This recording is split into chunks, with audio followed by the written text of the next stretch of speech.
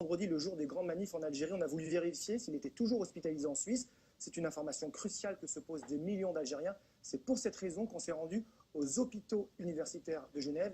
Et une source m'a indiqué que le président algérien se trouve au 8e étage. On a pris donc l'ascenseur. Il y a ce panneau, division privée. La porte est ouverte. Alors j'y vais. Et là, un policier suisse posté devant une chambre m'interpelle.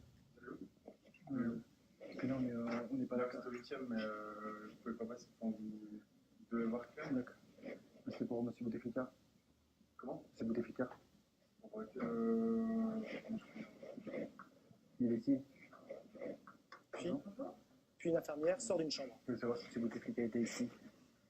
Je sais pas. C'est qui.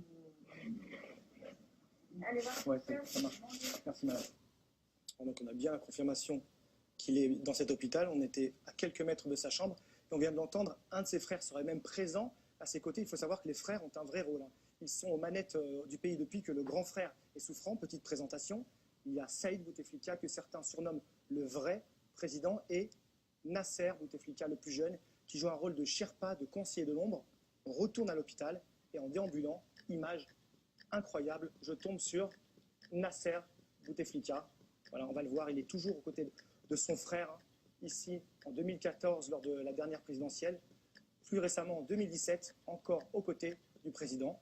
Et je tente de l'interpeller, mais le frère s'engouffre dans une des chambres. Monsieur Nasser?